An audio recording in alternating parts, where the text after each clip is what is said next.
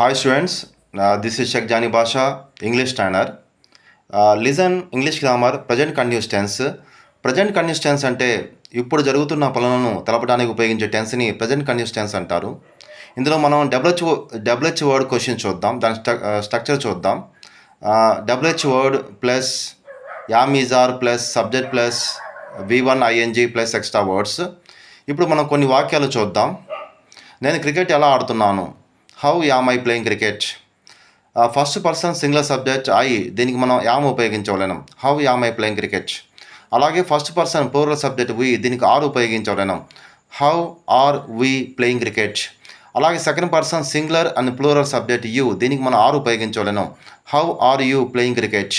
అలాగే third person plural subject they, దీనికి మనం ఆర్ ఉపయోగించవలేను. How are they playing cricket.